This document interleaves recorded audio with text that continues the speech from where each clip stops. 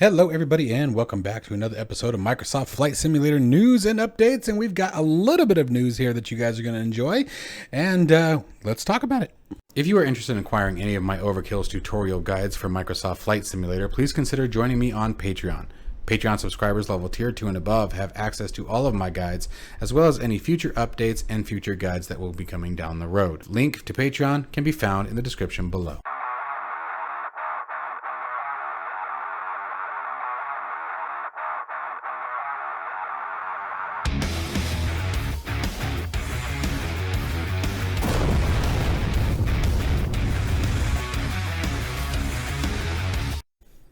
Okay, first up, we have an update to the Phoenix Simulations A320. It sounds like these guys are really getting to work on this aircraft and resolving many of the issues that have been reported by this particular release. So first thing that they've got going on is they are doing a completely new V-Nav update. They have completely redone and replaced the algorithms for the vertical navigation logic. So this is going to mean that the entire process of calculating the descent or ascent pathing has been completely redone, which will give you as the simulator pilot a completely different experience from what you've had before. Hopefully, even though the testing has been very light at the moment, it does sound like that this is going to be a very promising feature and will definitely put myself back in the cockpit of the Phoenix A320. Now, I do want to say my previous flight with the A320 was not a bad one at all. I don't see any major issues that really crept up for me. So if anything, it's just more exciting. The Phoenix A320 is a very, very good rendition of the Airbus A320, and I think is very well complemented. So any further update that they do to this is just making this aircraft better and better. I will absolutely give them that. It is a wonderful aircraft. Speaking of the way it flies from a sim pilot's perspective here, the next thing they have coming down the line is the flight modeling has also been rewritten to increase the accuracy to the flaps lift and drag to provide a more accurate and realistic decelerating of the aircraft, according to the FSLE article, indicating that you're going to get a more accurate performance and more realistic behavior as you are transitioning the flaps and looking to slow down the aircraft. That's one thing that I will say that I have not noticed, but I have read on multiple posts. They said that it took quite a bit to get the aircraft to slow down. So I'm guessing that that's what they were, that's what they're referencing here. I don't recall having any major issues. I went back and watched my live stream with the Phoenix A320 on the day it was launched, and I remember having a pretty good time with it. So I don't know. I'm kind of curious what those behaviors are going to feel like, quote unquote, once we get in there. However, another big one to my VR pilots out there is one of the biggest changes is visual bug fixes and VR improvements. The team has also identified over 50 system bugs, crashes, and errors, again, quotation from the FSLE article here, indicating that they are definitely diving down in deep and really trying to make the Phoenix A320 a wonderful product. And again, I'm going to stand very firm. If you have not purchased the Phoenix A320, it's really going to be based on how realistic and how immersive an experience you're looking for. I flew the Flybywire A320 just the other day and still love it. It's an absolutely great experience. Very, very functional. I think the only thing that the Phoenix has over it is maybe just a bit more feature rich and maybe a bit more behavioral notices that you'll see in the aircraft as opposed to the fly-by-wire. But I mean, they've got to be neck and neck, man. So I will say to anyone looking to purchase the Phoenix A320, make sure you do a comparison of the fly-by-wire and make sure that it's got what you're looking for. And the only reason why I am saying that is so that you as the end user are not disappointed and looking for something that is massively different from the fly-by-wire. It is not in any way to put Phoenix down, guys. It is a wonderful product. I do not regret buying it at all. There are some pretty significant differences in the aircraft themselves. They are not the same plane, but just make sure that you guys do your research on what the Phoenix has to offer versus what Fly-by-Wire has to offer, in case you're already a Fly-by-Wire pilot. If you are brand new to the A320 and the Phoenix is going to be your first purchase into it, you're going to absolutely love the aircraft. You will have no regrets whatsoever. The other thing that we do see in the article here is that it sounds like Phoenix is getting ready to work on another project. No further information has been released on that, but they are hiring new developers. So if whatever project they has any leadway into the what we've seen with the Phoenix. I can't wait to see what these guys come up with next. Like I said, I will never take away from the fact they have done a wonderful, wonderful job with the A320. This one caught me by absolute surprise. Latin VFR releases the A321neo for Microsoft Flight Simulator. This is an aircraft that can be purchased for $24.99 exclusive to the in-game marketplace, meaning you can only purchase it from the Microsoft Flight Simulator marketplace. There is no external location at which this aircraft can be purchased. It is very important to remember that this aircraft is relying very heavily on the default A320neo, so do not expect a fully functional or high study level or high fidelity cockpit. And I will give them this. Thank you so much. This is exactly what you should be able to read on any aircraft description. Latin VFR makes it clear that this is not a study level or high fidelity add-on. Once you state that, you can put whatever price tag you want on it, and I will absolutely support you as long as you have set the expectation to your end users of what they can expect to get. However, with that being said, I will absolutely say that it has some very awesome exterior textures. The thing about the A321neo is you're gonna get much longer range out of the aircraft. It even has an animated cabin, so your passengers and cabin crew, it sounds like, are going to be active around the cabin as you're flying around. So that could be kind of interesting. We are going to check this one out on the channel.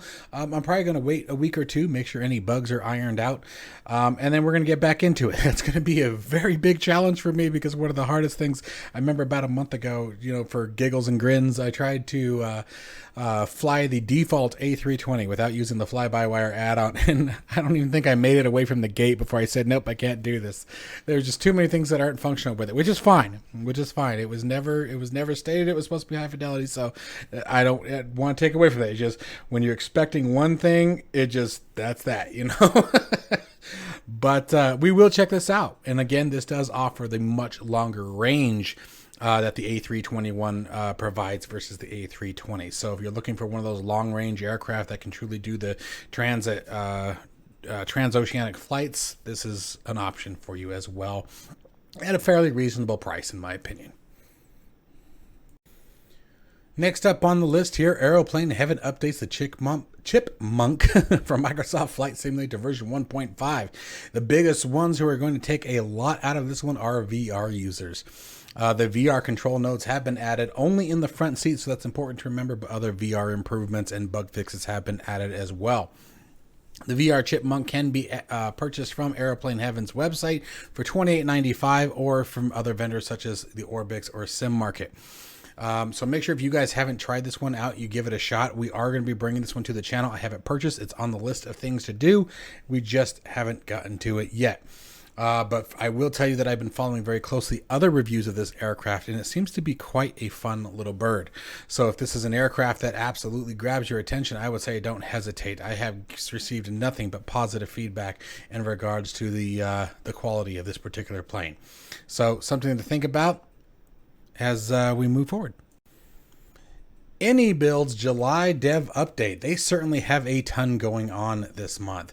So first thing is a quick update on the status of the Airbus A310. We are starting to get some cockpit images showing the interior textures of this aircraft. You can see once again we're going a bit back in time, stepping away from a lot of the high fidelity and high quality autopilot systems and what's the word I'm looking for? Glass cockpits and whatnot, and moving back into a lot of the old steam gauges. I mean, look at all of these. This is an aircraft that I'm super excited for.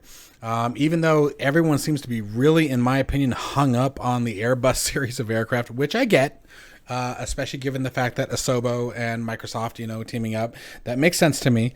So I don't have any problem with that. It'd be nice to see a step away from the Airbus series for a little bit.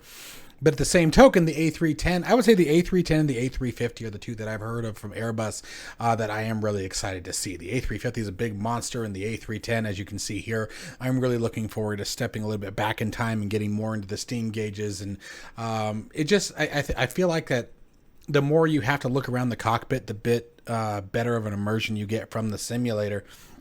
in the aspect that it keeps you a little bit busier. You don't get quite as used to just staring at one specific screen or two specific screens. So now you're going to be bouncing around, looking around a bit more. And then plus having that more vintage look to it, in my opinion, I think is going to bring quite a bit to it as well. I mean, here you can see we're back into a yoke system. The side stick hasn't been put in yet. So I think it's going to be a lot of fun to try this aircraft out. And again, I mean, even got the bigger landing wheels. There's something about the landing gears. Like it is a judgment factor for me on the aircraft. It really is.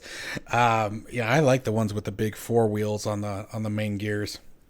That's the only thing that the 737s, your A320s, that's like kind of a downer, is that they got the tiny little wheels. It's like, boring. But this is definitely going to be a fun one. I'm definitely going to be following this one very, very closely. I am excited to see this aircraft. And it's sort of the same thing with that, I can't remember who's doing now, the 737-200 series. That's another one. That's the same reason why I'm looking forward. Oh, Milviz.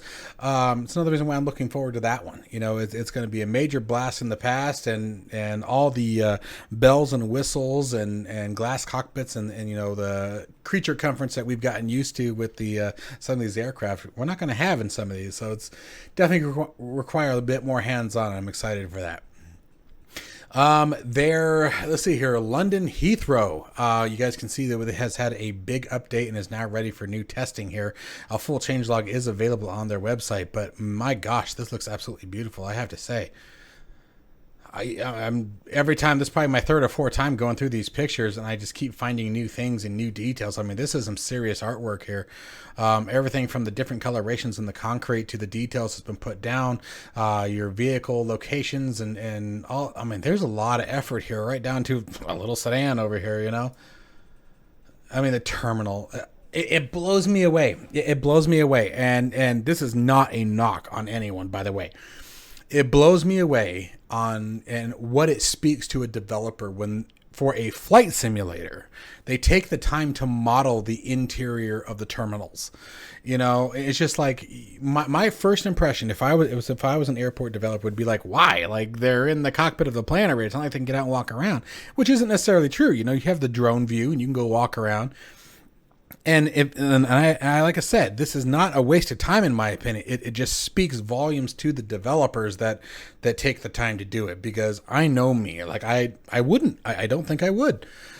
Maybe, some external views, like, being able to see certain things like from this view, right? Being able to see into the windows, having some people in the background. Yeah, okay, that I could get, right? But the ones who really go down deep and you can literally walk through any part of this freaking airport and see what you want. I mean, like that. I mean, when are you going to be able to see that? And unless you really take the time to actually take your camera and cruise through the airport. So it just speaks volumes to the effort that these developers will put into. And let's see here. So that's London Heathrow's update. Again, it's in testing right now. And then we have a bunch of other sceneries coming out. You have Buffalo, Niagara, San Antonio, and next soon to be LAPD's Air Support Division. They have a lot going on here, man. A lot going on here. Here's that LAPD support. I mean, that's an awesome looking screenshot there. I mean, look at all the cars there. I mean, we got sort of some redundancies there. Well, actually, I don't know. I guess that's their tow trucks. That'd be the tow service for LAPD. Actually, I guess it's not unreasonable. I love the helipad. The helipad up here looks awesome. That looks great. But I mean, then I don't know. I think scenery is such a hard thing to do. Maybe I'm. I don't know. Every time I thought about diving into doing some scenery of my own, I'm just like, nah. I think I'd be in over my head. But any builds, you guys are busy. They are busy. But anyways, guys, that is going to wrap up today's news and updates. I hope you guys found some useful information. Again, as I've been saying, there seems to be a lot happening with Microsoft Flight Simulator this year. It's getting sort of hard to keep up with what all the developers are doing. I'm anticipating before Christmas, we're going to have some very serious changes. Don't forget, we have the 40th anniversary coming in October, I think. October or November. So that's going to bring some massive changes as well. That's going to bring some new aircraft as well. Some of those aircraft, I mean, the Chipmunk is part of that, I believe. So you got a bunch of things that are going to be happening over the next 6 months. So definitely be watching your pennies and dimes, guys, because I'm willing to bet there's going to be a ton of things that are going to be coming down that's going to make you go, ooh, ooh, ooh, ooh. It certainly got me excited. It's definitely, I'm having to be very picky and really starting to plot, all right, where am I going to be directing some funds towards, because I certainly can't buy everything that's coming down the line here, but it's going to be cool. I'm really impressed with Microsoft Flight Simulator over the last few months. There seems to be a lot of things that are coming into play finally. A lot of the things that we've been waiting for are starting to come down the line. It still has its issues, but piece by piece, I think they're slowly getting resolved. We'll see what 2022 brings, because so far it's been a pretty good year for the Flight Simulator. As always, guys, stay safe and healthy. Be sure to hit that like and subscribe button if you enjoyed it. Ring that bell for notification of future content. And I will see you in the next one.